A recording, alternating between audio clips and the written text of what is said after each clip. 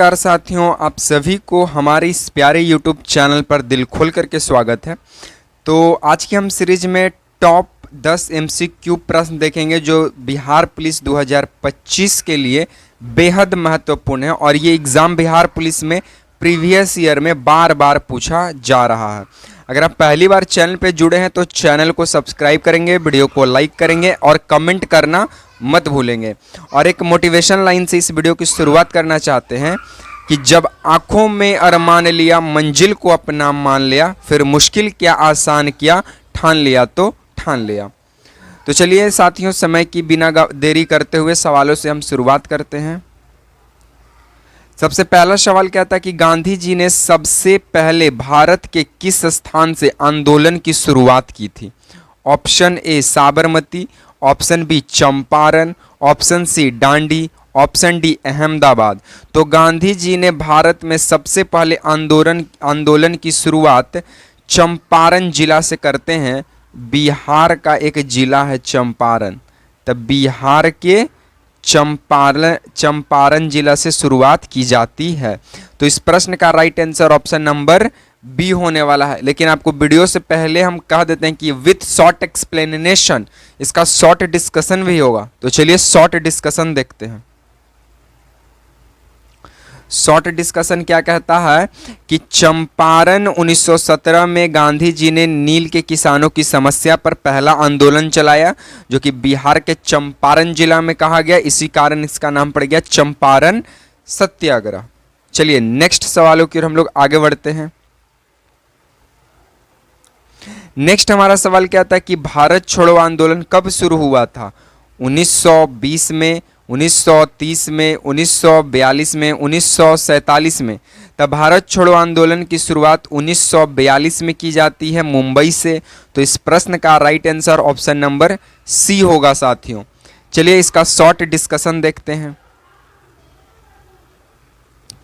8 अगस्त 1942 को गांधी जी ने करो या मरो का नारा दिया और इसी से क्रांति की शुरुआत कर दी। तो इसे अगस्त क्रांति के भी नाम से हम लोग जानते हैं। चलिए नेक्स्ट हमारा सवाल क्या आता है कि कोसी नदी को किस नाम से जाना जाता है? बिहार की जीवन रेखा है, बिहार की दुखदाई नदी है, बिहार की सबसे लंबी नदी है, या इनमें से कोई नहीं? तो कोसी नदी को बिहार की यह दुखदाई नदी है। इसी कारण कोसी नदी को बिहार के लोग बिहार का शोक कहा जाता है। कोसी नदी को बिहार का शोक। तो इस प्रश्न का right answer option number B होगा साथियों। चलिए नेक्स्ट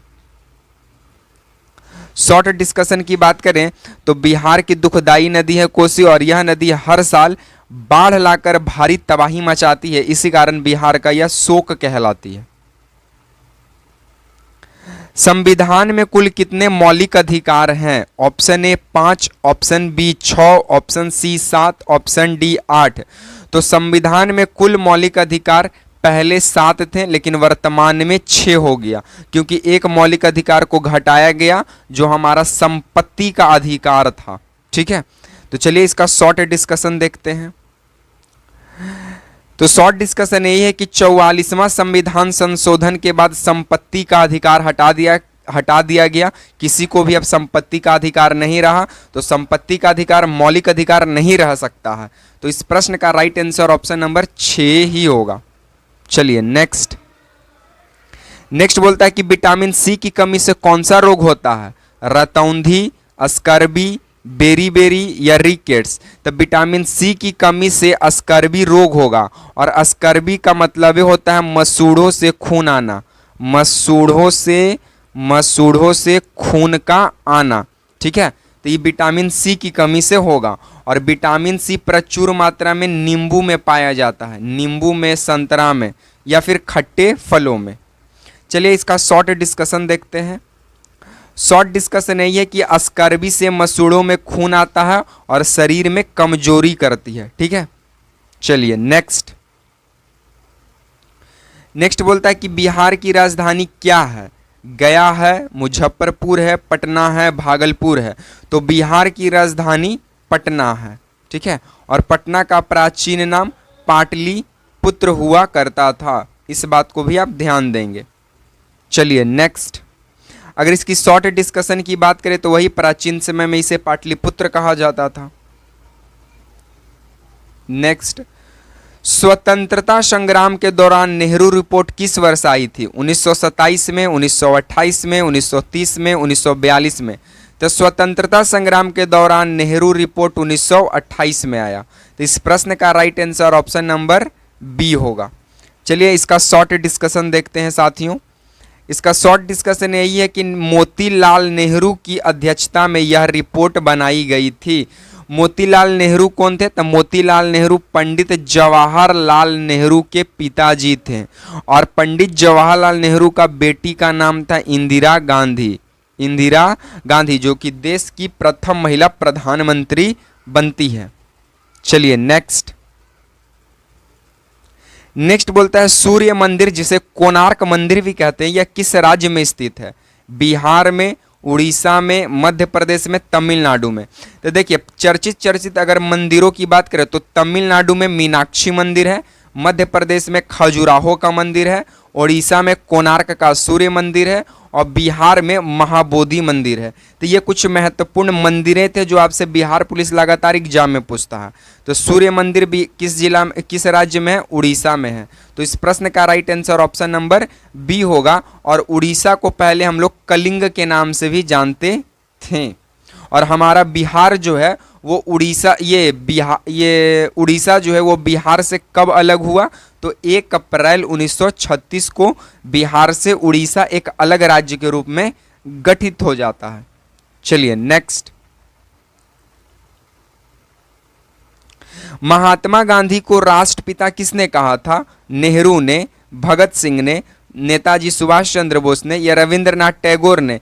तो महात्मा गांधी को राष्ट्रपिता कहने वाले व्यक्ति थे नेताजी सुभाष चंद्र बोस। तो इस प्रश्न का right answer option number C होगा साथियों।